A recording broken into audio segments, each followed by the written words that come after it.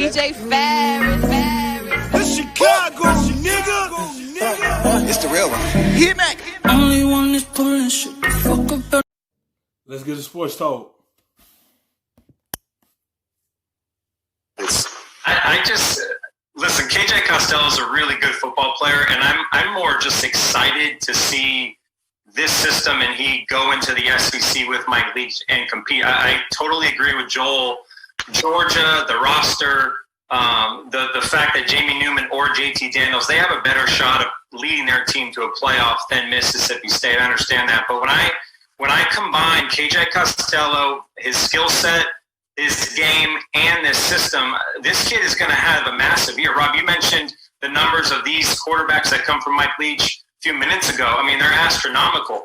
This kid 2 years ago was an all Pac-12 quarterback. He threw 3,500 yards, 29 touchdowns. He can run the football. He's a big dude, athletic. And I'm excited. I think we all are excited and entertained to see what Mike Leach can do in the SEC. Yeah, you see that? That's why you got that veteran present, and then he had 29 touchdowns with Stanford. And he had 3,500 yards. So he know coming here, this is an aired out offense. That's how Mike Leach run his offense. Put it in the air. And he is going to be the guy for him because he got that veteran presence as well. That's going to come apart as well. Playing in this division is a tough division. But that's his system. And he felt like that KJ is the one to run his offense.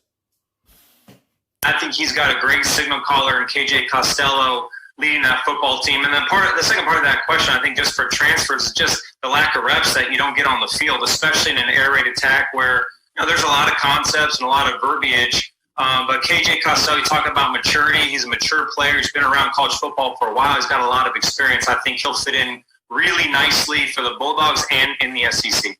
How many yards do you think Reggie could throw for if he was quarterback in Leach's air raid system? Listen, I don't know how good Reg. How many balls did you throw in college? You threw a couple halfback passes. I threw a couple halfback passes. I had a touchdown, didn't I? Yeah, I had a touchdown.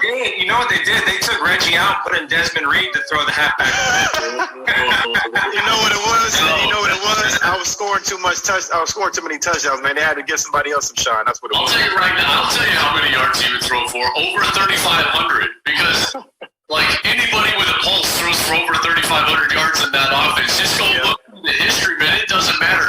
I remember I was at Colorado and we played against Cliff Kingsbury, and a lot of us at the time thought to ourselves, like, hey, this new coach at Texas Tech, Mike Leach, remember he was the coordinator at Oklahoma in '99. He came from Kentucky. Bob Stoops hired him in their first year at Oklahoma in '99. Then he left, and he wasn't a part of that 2000 national championship team at Oklahoma with Josh Heupel as the quarterback. He had gone and gotten the head job at Texas Tech. He has Cliff Kingsbury for the first couple of years. A lot of people thought it wasn't the system, that it was actually Cliff Kingsbury. Then all of a sudden it was like B.J. Simmons, Seth Dagey, Graham Harrell. It didn't matter. Like, you run a guy out there, he throws for 4,500 yards, and I was the most jealous guy in the room because all let me throw this at you, Joel. There's one common denominator that you're not mentioning. They don't play in the SEC. Now they are. And I just got a lot of respect for those defenses in the SEC. So Mike Leach is a dear friend, and I'm anxious to see this. Yeah, well, he doesn't have an offensive line in front of him. That quarterback. Yes.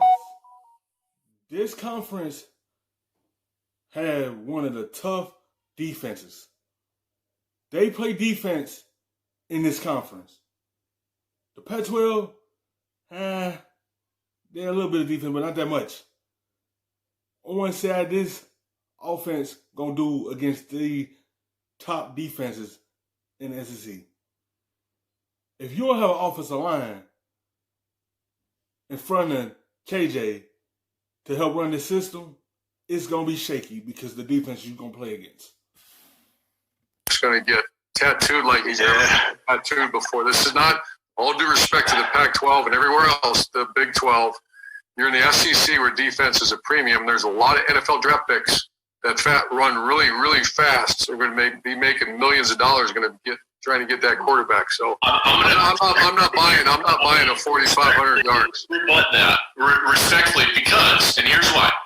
Because the Big 12 in the early 2000s was the league of defense with the Tommy Harrises of the world and Teddy Lehmans of the world.